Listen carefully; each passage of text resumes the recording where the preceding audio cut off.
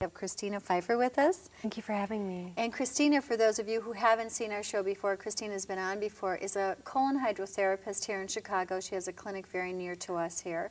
And we're going to talk about parasites and the problems that they create in the bodies, in our system. So thanks again. Let's talk about what you see in your practice, Christina. Okay. How many people do you see in your practice who suffer from different maladies like chronic fatigue syndrome, long-term illnesses, constipation, diarrhea, who are living on antacids and laxatives, and they go to doctors and really can't seem to find anything wrong with them? There's way too many. Really? Way too many.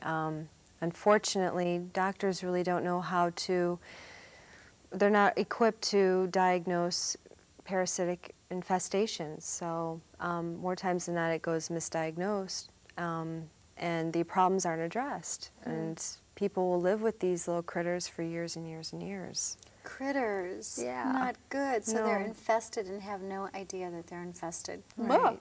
So we may be living longer in America, but it doesn't necessarily mean that we're living healthier. Absolutely right? not. I have a quote here that the Center for Disease Control estimates 50 million cases of foodborne illnesses in America every year caused by parasites, bacteria, and viruses. That's true. 50 million. Mm-hmm. That's amazing. And in third world countries, or I should say developing countries, it is parasitic infections are the #1 cause of illness and death. Really? So, I mean, in America, it's just as prominent, but you know, we've got better medical attention to take care of. And better sanitation. Exactly. So, but for people then who travel to third world countries, the chance of grabbing and picking up these parasites, I'm sure, are much exemplified, right? It's much greater, definitely. Oh dear. And then they can transport it to their families and their loved ones. And how do you do that? Shake their hand, give them a kiss? Kissing, even sexual contact. I mean, if one person in a family is infected or has an infestation, then everyone should pretty much get checked out. Really? If you have pets, I mean, that risk is higher as well. Oh boy. So pets pick up parasites easily, huh? Just from people the kennels kiss them, and you know, they kiss their cats, they kiss their dogs, they pet their dogs, they don't wash their hands, and then they touch their face and cook their food, and it's disgusting. Wash your hands, okay? Everybody, start washing your hands more. Okay, so tell me this. Parasites are obviously alive and well in America. Right. Why are they so very toxic to our systems? Well, they lower your immunity. Just their die-off. You know, they live in cycles, and they lower your immunity just generation after generation, their die-off. So when they die off, they create like a byproduct that's toxic, more toxic even than probably the parasite is? Probably, most likely. Depending on maybe on the parasite or the infestation. That's exactly. disgusting. And then they multiply at an extraordinary rate. How many a day? It depends on the parasite again, but some may lay as many thousand of eggs a day. A day? One parasite? Mm-hmm. How big are they, Christina? It depends if you have the single-celled or the big worms. You know, anywhere from single-celled amoeba. Which is like as big as a pen? Probably tip? even smaller. There are some microbes that are even smaller, but then tapeworms can grow as much as 30 feet long. Tapeworms. Mm-hmm. Ooh, how do you get a tapeworm? We'll get to that, won't we? Whoa! So when they produce these byproducts or these metabolites, then what does that cause in the system? More like of an overgrowth of bacteria? Well, you are more prone to viral and bacterial infections and more illnesses. Yeah. And then, you know, those illnesses may not be attributed to parasitic infections, so, you know, you're not actually getting to the root of the problem. People are going in for other side effects, whether it's chronic fatigue, like you had said earlier. So it's really sad that this isn't being addressed properly. Well, I know the medical community in America is under the impression that parasites are gone. Bye-bye. We don't have a problem with them anymore. And I know that in your practice, because we've had conversations about this, you see nests of worms passing through the tube, the view tube, when you do colon hydrotherapy on people, right? Yes, I do. So they are alive and well. We have a witness. So, okay, tell me what these little guys eat. Again, depending on the type of parasite, it really varies. A lot of them do like sugar and simple carbohydrates, so if you crave a lot of sugar, then you may want to look into the fact that you may have parasitic infection. So yeah. would you then attract parasites that like sugar? They'd be more prone to hang out in your body than somebody who doesn't like sugar? Absolutely. So they have taste buds and they have preferences. Yes, just and like if you people. eat more sugar, then they're going to have more of a reason to stay and not die off and produce and procreate and have more babies, and then, you know, the next generation, and it's just a big old feeding frenzy. You become the perfect host for And a then- party of millions of parasites. And then on top of that, when you have all of those guys in you, you're going to become nutrient deficient. And Right. so your immunity, of course, is going to be suppressed. So what happens? You become more immunocompromised and nutrient deficient, Right. and then because they basically live off you. Right, they're And they keep nutrient taking- robbers. That's exactly what they are. So if you don't take vitamins, maybe they'll die sooner if you're not nutrient dense. That's one possibility. So That's eat one burgers way and to look fries, at just kidding. it. Okay. So can people pick up a parasite, you know, a few years back and expect that parasite to just keep living on in the body versus having a die-off of that parasite? It's possible. I mean, you can have parasites for 10, 20, 30 years. That long. That long. And I mean, that's why it's like so insidious. People can survive even though their quality of life will be, you know, compromised. So they just think, oh, I'm getting older, I've got aches and pains in my joints. They don't know necessarily to attribute to the fact that they may have Wow. some Well, sort you of- know, just as a testimony to that, I was reading up on parasites, of course, before we met tonight. And there was a study that they did in England, I think it was 20 years after World War II, and they tested 500 POWs, prisoners of war, for parasitic infection. And they found the ones that they tested, something like 80% of them still had active problems with parasites. Wow. Isn't that amazing? 20 years later. Yeah. So It's possible. they are tenacious, and if the body is more compromised, then I would think that they would move in even Yeah. more readily, because now you're just a big host with Exactly. lots of dead tissue and systems that aren't working well. Yep. That's disgusting. Can they travel around the body? Absolutely. How do they get there, Cabs? I'm in a mood tonight, aren't I? I'm just curious. Well, Really, I mean, yeah. they can travel to every organ, any system in the body. The most dangerous ones attach themselves to different cells in your body, and they derive their nutrients straight from the cell. Ooh. So, they leach vitamins and minerals out of our cells, Mhm. which would make you extremely tired, I would think. right. That's a parasite. That is a parasite. It's disgusting. So they can get into glands and organs and different systems, and if they get tired of like leaching off of one system, then they would move to another. Depending on, you know, exactly how much nutrients is left in one particular organ.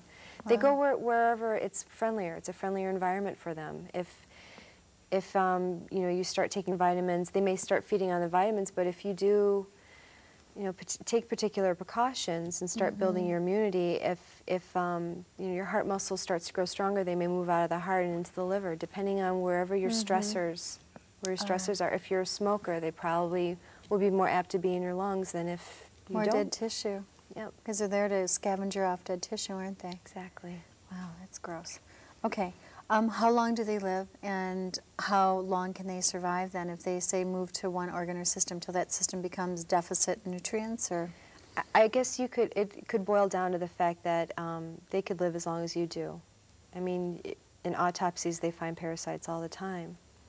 Well, I was reading too, Christina, that in America it's estimated by the Centers of Disease Control that 1 out of every 2 people have at least one parasite living in their body. That's true. That's true. I'm sure even Not more. me.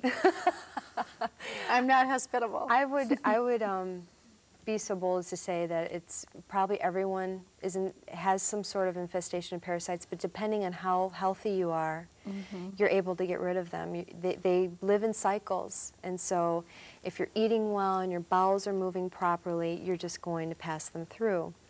Whereas if you're constipated and you fast or starve yourself and don't eat properly, and you're eating the wrong foods and you're binding up and you're eating more sugar, which attracts them even more, and they get more, you know, phonetic. Feeding frenzy. It's just a vicious cycle, and they can stay in you forever. They'll live longer than you will. They're still gnashing on you when you're 6 feet under. Right. You know, one of the things that I wish to share with our viewing audience is this, that the first line of defense in the body against parasitic invasion is having enough hydrochloric acid in the stomach. Mm-hmm. And a lot of people, especially that I see in my practice, and I'm sure that you see in yours as well, are very hydrochloric acid insufficient because they eat primarily dead food diets. And dead food diets need to be explained, I think, to people.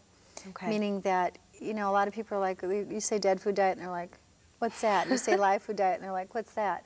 Well, a live food diet, if I can say this, is a food that is pretty much eaten as it's grown. And the more it is removed by each processing factor away from its original constituency, the deader it gets, and the less life and vital enzymes it brings to the gut and in the intestinal tract and the stomach. So you need to consume foods that are high in enzymes and that will help you produce enough hydrochloric acid. Now, when you age, or if you take medications and drink too much coffee, you stop producing hydrochloric acid. And they're your little white knights that sit at the gate, you know, by the moat in your castle, and they keep those perpetrators, those parasites, from getting beyond there, and they'll get killed off at the pass, right? That's right. So hydrochloric acid is very important for many people. Digestive enzymes are very important for many people because we've abused ourselves so much, you know, without really knowing it, I think. Many people just go for the easier or the faster way of life, and our lives are so busy, and so many people don't eat or cook, for that matter, anymore. So, okay. What are the most common parasites that you see in the United States or that you know of? Well, I have a list here. Okay. Giardia, they're found in lakes and rivers and streams and oceans, and they're from a water source. So can you just literally take a swim in the ocean and pick up Giardia? Oh, absolutely. How does it get into your body? Your skin, your mouth. I mean, if people don't dry themselves, I mean, when you're swimming, you always get water in your mouth. I did it in India, remember? I was so grossed out. Okay, it was like, I just know I picked up a parasite. Okay, so Giardia is really bad. Is that one of the most common? It is. All right. It is. There's also entamoeba. Okay. And they go for your liver and your lungs. Ooh. So people who have lung problems or even lung cancer without ever having smoked really need to look at parasites. So is there a correlation between cancer and parasites? What do you think? There are a few theories on that, especially with the smaller guys. The microscopic? Yes, there has been some idea that if you have, let's say, a tumor and you go in for surgery, cut it open to have it removed, it's somehow disappeared, it's gone. Or it's like an empty sac? Right, and they're smart. The amoebas will move, and usually if they're nesting, depending on where the moon cycle is, they will move if they know that they're going to be removed. You know, if they move to a new location. They move to a new location. So you've got these traveling tumors that can't be explained by our doctors. As to what happened. Right. So they just move to a new location.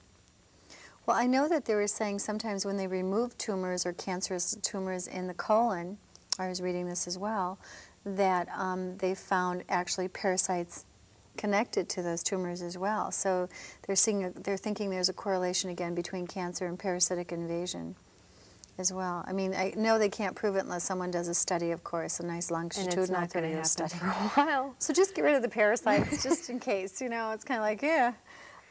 Okay, what else do we have? You have the entamoebas, we have the Giardia. Blastocytis. What is the blastocytis? They're linked to acute and chronic illnesses, such as chronic fatigue. And they go all over the body, then these would be the cell suckers, we'll call them. Exactly.